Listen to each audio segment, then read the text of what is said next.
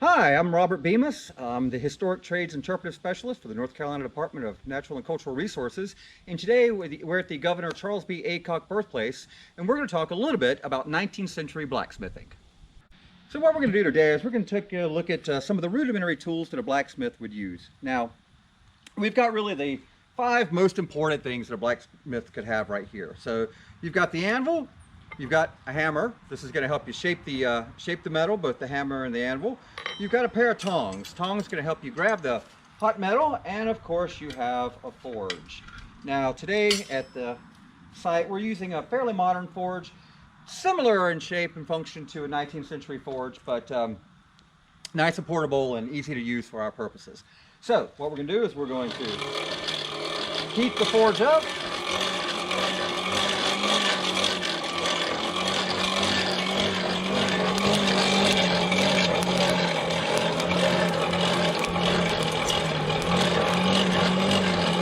And you can see that today's fuel, we're using charcoal. A little less common in the 19th century, a little more common in the 18th century. Would have been sold by a fellow named Collier, who was a professional charcoal producer. Coal was really coming into its own.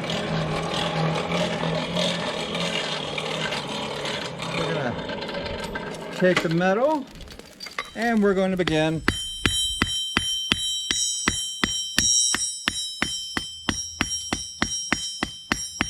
to shape it. We're going to shape a quick point on the end.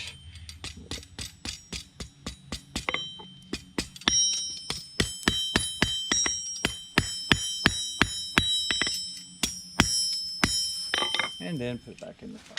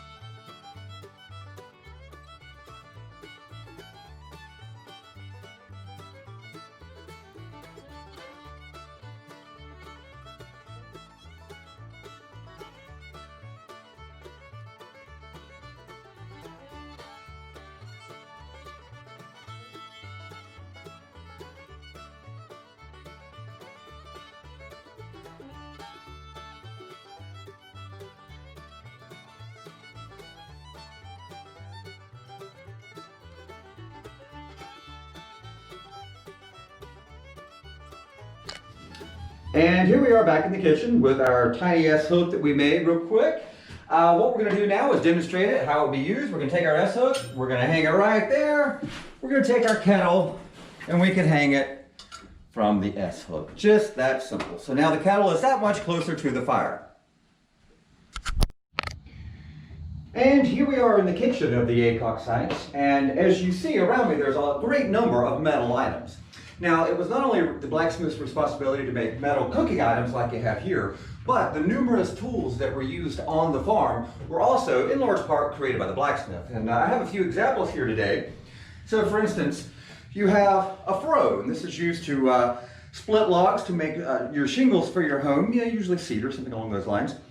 This blade would have been made by the blacksmith, as would this draw knife, and you can see this is a draw knife that I've been working on. It hasn't had its handles put on yet, and so this is going to be used to shape round pieces of wood, or shape handles or any kind of legs that you would need by holding the exterior and drawing this towards you on a draw bench. Now, of course, the ubiquitous axe here, the axe head, once again made by a blacksmith. So all the common tools that would have been used around the farm would have been made by the blacksmith, probably in town, and then purchased by the farmer.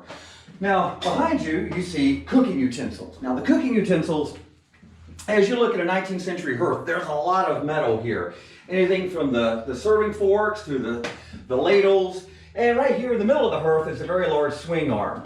Now, on a farm in the late 19th century, it was not very uncommon for the farmer to have rudimentary blacksmithing skills. So if you need something a little bit more intricate, something a little bit larger, something where it had been more difficult to get the basic stock to make the item, i.e. the swing arm here, you could have gone into town and talked to a professional blacksmith who then made that for you.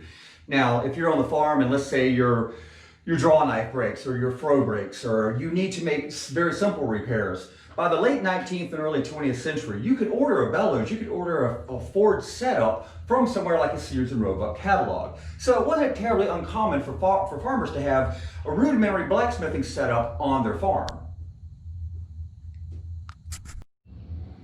So let's say something around the farm breaks. The farmer had the capability often to fire up his home forge and facilitate that repair here at the house.